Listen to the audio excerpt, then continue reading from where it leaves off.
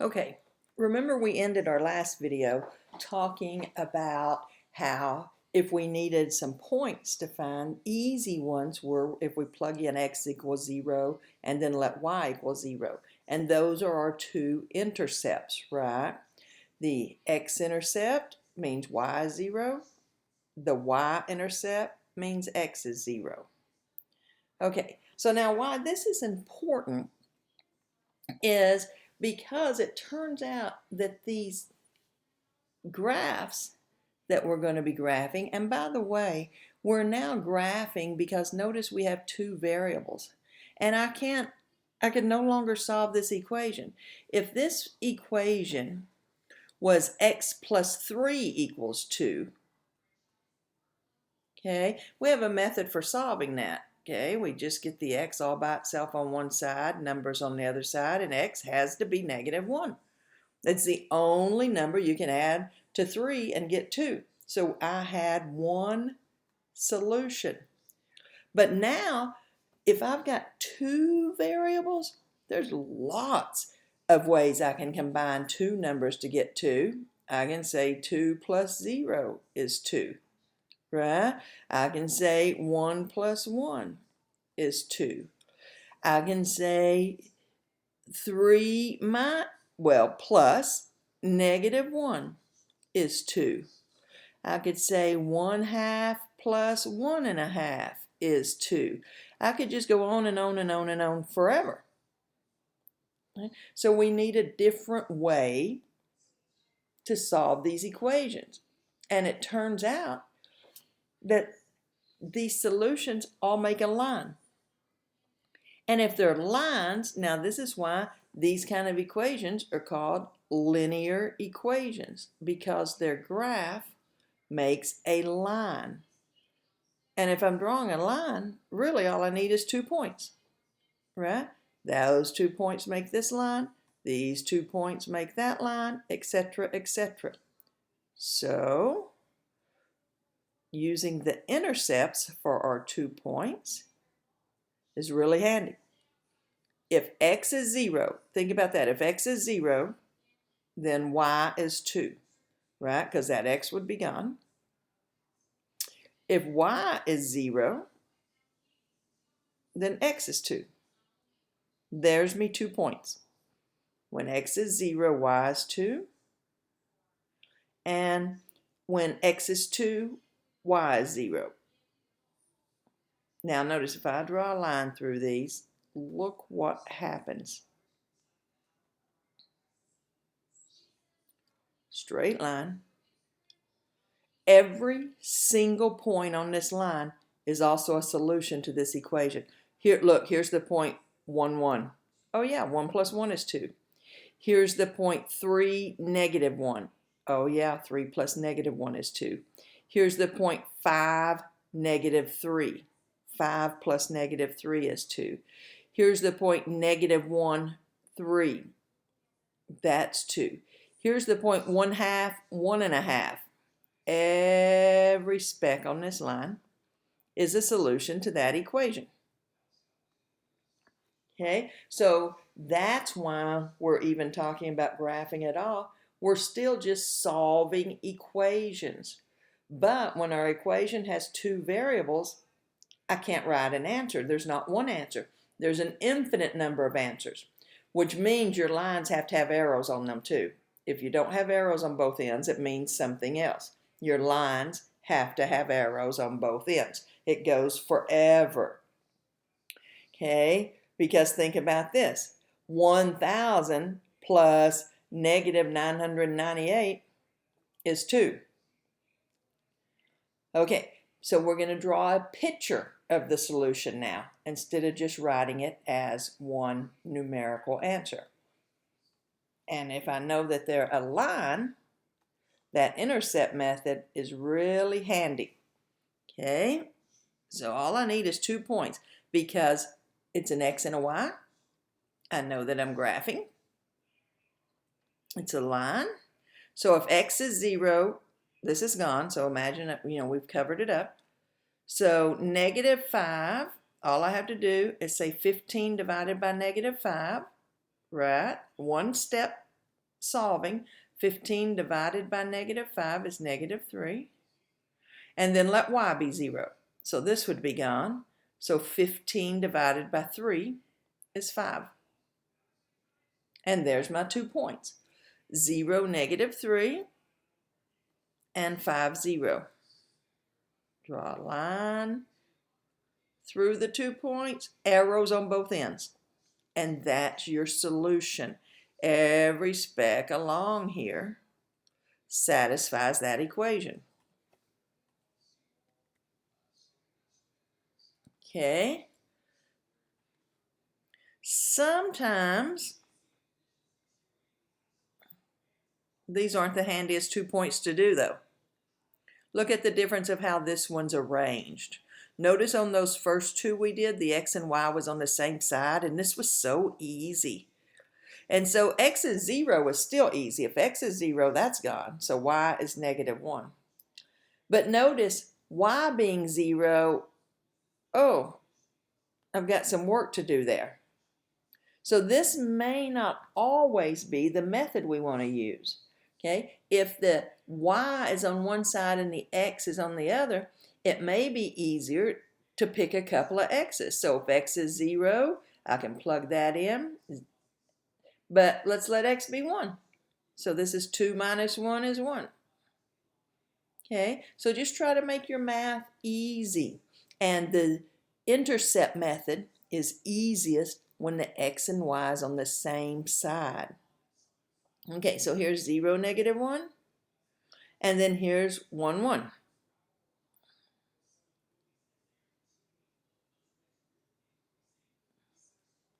Draw a straight line through them with arrows on both ends. Okay, so we just need 2 points. Now, notice we said the reason we're graphing is because we've got 2 variables. But what if, now they're saying k is a constant, so what if we have an equation that just has 1 variable?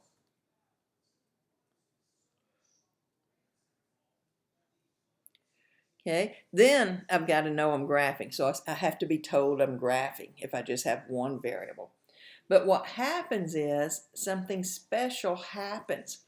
These wind up being horizontal and vertical lines, and so I just have to remember that, right? These are our special equations, and later on we're going to talk about the slopes of these lines too. So when I see this is a horizontal line, a flat line, when I see a perfectly horizontal line or a perfectly vertical line, that's one going straight up and down, or an equation with just 1 letter instead of 2, then I think, oh, those are special. They go together. I just have to figure out which one goes with which. So I'm not plugging in, I'm not finding the points or the intercepts. These are special. All right, so right here we've got an equation, y equals -2. Notice, remember, this is our y-axis. So if I find where y is -2, this is where y is -2. That's the little tick mark where y is -2. That tells me this is the horizontal line if it's y is -2. Right? And I just have to memorize this because these special equations, when it's y is a number or x is a number, right? Only 1 variable, they're not going to work with our typical methods.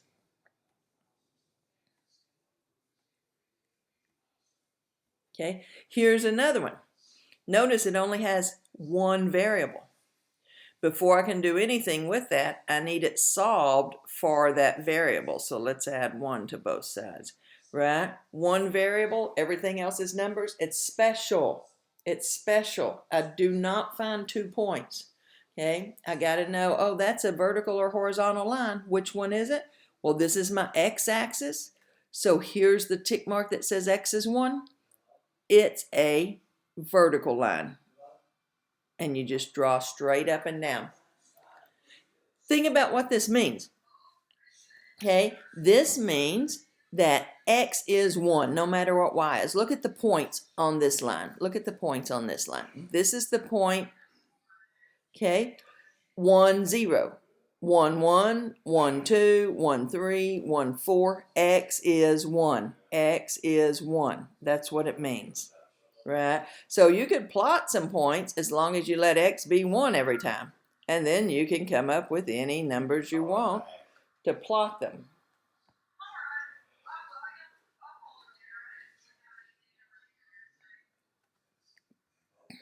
Okay, now I'm back to 2 variables, so I need 2 points. The x and y is not on the same side, so that's not really my method. Of course, letting that x be 0 is always good. So if x is 0, y is 2. But pick a number that makes your math easy. If you have a fraction, pick a number that gets rid of that fraction, right? If I put a 4 in here for x, that will cancel that denominator. -3 plus 2 is -1, and I get 2 points pretty easy, even though it had a fraction. So pay attention and make your math easy as possible. 0, 2, 4, -1. When you have 2 points, you just draw a line through it with arrows on both ends. Okay? Whoops. Okay. Hey, my x and y is on the same side on this one, so I do want to try that intercept method. I hope. So if x is 0, right, all I have to do to find y is divide by 2. 0 divided by 2 is 0. Uh-oh. I got my x, y, 0 and only 1 point. Okay, so now I have to do a little math. Okay, this is one of the few times I have to do a little math. And I'm just going to pick another number. Maybe let's see what happens if we let x be 1. Okay, I can't let y be 0. Well, I mean, I can, but it's just going to tell me that x is also 0. It doesn't give me a different point. So let's let x be 1. And let's plug it in and see what y is. Okay, so this is -6 plus 2y equals 0. Add 6 to both sides. So 2y is 6. Let's divide by 2. Y is 3. Okay, so I got another point. 0, 0, and 1, 3. Okay, so occasionally I got to do a little math. But if I'm careful and think about it, I can put that off as much as possible, right? Okay, x and y is on the same side. So let's try our intercepts, because plugging in 0 is what makes my math as easy as possible, usually. So if x is 0, now notice this time it doesn't go evenly, like -5. I don't have a whole number I can multiply to give 18. But it's still just a one-step process. You divide by -5 to get that y by itself. So my fraction is 18 divided by -5. If y is 0, oh, we're back to better. 18 divided by 6, that's 3. Okay, now this fraction right here, though, I may want to, let me let that look a little better so we can read it. I may want to be sure and change it to its mixed number. So it's negative. 18 divided by 5 is 3 and 3/5. Okay, so 0, -3 and 3/5. Right? Close as I can get, that's fine. And then 3, 0.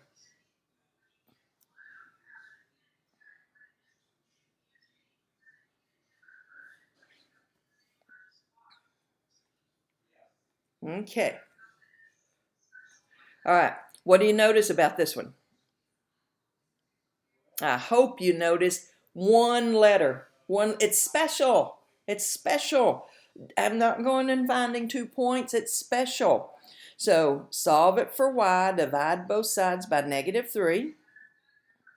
And here's my y-axis, and here's -3 on the y-axis. Don't forget it's special.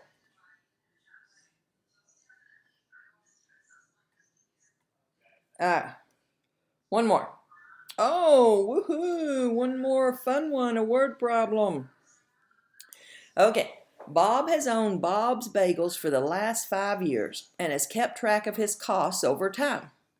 Based on his figures, Bob has determined that his total monthly cost can be modeled by this equation, where X is the number of bagels that Bob sells that month. Okay, so I got a variable here and a variable here.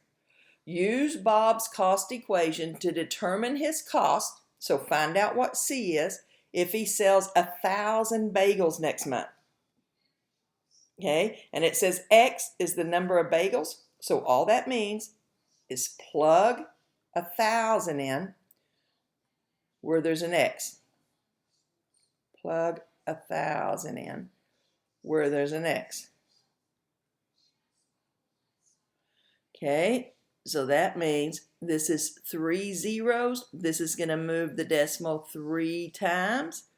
So that's 750 plus 2,500, which winds up being 3,250. Okay, so if X is 1,000, when X was 1,000, C was 3,250. Okay, and then it asks us to also do that for when X is 4,000. So that just means plug in 4,000 for X. So it's still the same equation, but now I'm going to put 4,000 plus 2,500. Okay. This time, the 3 zeros is still going to move that over 3 places, but I got to multiply that 750 times 4, right? 750 times 4, or 0.75 times 4,000, however you want to do your math. So that's 3,000. So 3,000 plus 2,500 is 5,500. That means when X is 4,000, C is 5,500. Now, it says write that information from part A as 2 ordered pairs, which we've already done now, and use them to graph Bob's cost equation. So there's the 2 ordered pairs. And if I'm going to graph Bob's cost equation, really, he can't make a negative number of bagels, right? He can't make a negative number of bagels. So just for sake of saving us room, I'm only going to put this quadrant. Okay? These are my x's. Remember, this is your x-axis. So I'm going to say 1, 2, 3, 4, and I'm going to make these thousands. 1,000, 2,000, 3,000, 4,000. Right? And now I got to go up to at least 5,500. So maybe I'll go this also by thousands. 1, 2, 3, 4, 5. So 1,000. 2,000, 3,000, 4,000, and 5,000. All right, so 1,000 and 3,250 would be about right there. And 4,000 and 5,500 would be about right there. And then if I'm graphing this, now here's a case where I'm not going to put an arrow on this end, right? I'm not going to put an arrow. because he can't make a negative number of bagels. Right? Okay. Let me know if you have any questions.